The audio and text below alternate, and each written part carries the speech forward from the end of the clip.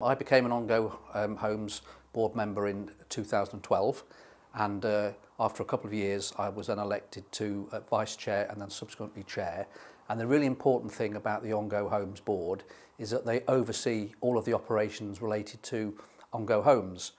So there's regulatory considerations, there's making sure that there's proper scrutiny and challenge of the executive when they're bringing policies and procedures and strategies to the board. And the board is actually should be driving the organisation. So in terms of assessing the risks and assessing what the corporate priorities are on the vision of the organisation, that's all the responsibility of Ongo Homes. Well, over the last 12 months, I think probably the biggest achievement is the new build programme that we've managed to develop and sustain and actually increase over the term. That's really important. But perhaps the other example is we were downgraded by the regulator a couple of years ago, and being downgraded by the regulator might sound very technical, but it actually can have quite profound implications for the organisation. So what came out of that, particularly involving myself as chair, was a governance improvement plan where we had to look at the board membership, make sure that all the people around the table were fit for purpose and had the right skills.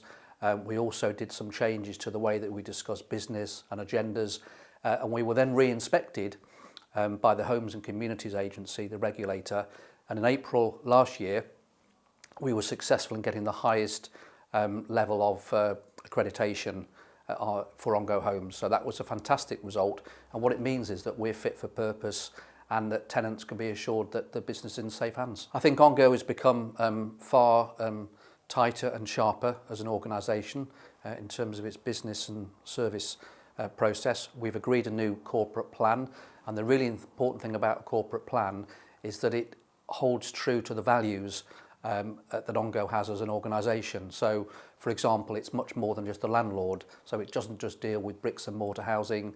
It involves communities. It's involved in other projects, in working with the local authority and other stakeholders. So it's very much a big part of Scunthorpe and the surrounding areas. I think there's a couple of major challenges. One is to sustain the development programme, make sure that those new homes that we've given a commitment to deliver actually come through. And the obvious thing as well from an Ongo Homes point of view is to make sure that the business is financially viable. I think it's the relationship with other parts of the group, because we are a group structure and we have in regulatory terms something called intergroup agreements, and they're really important to make sure that they're right and the relationships and decision making is right. We've also managed, I think, looked at the business plan again and whether we need to refinance. So that's a really important part of it, and managing some of the day-to-day business issues that come through, not at an operational level, but strategic issues at a board level. Well, I think firstly the people. The people are fantastic at all levels. The staff group, the tenants that I've met at various events, the executive and colleagues on the board. I think everyone shares a passion for the values and for what we're doing at Ongo. There's a real energy and enthusiasm in the organisation, and it really is a great place to be.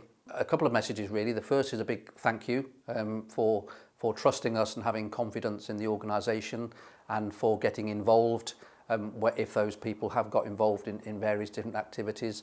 But I think also a message out to say if you're interested in getting involved at a high strategic level in terms of being on the Ongo Homes board, please do get in touch, because we do need people who are interested in contributing at that level.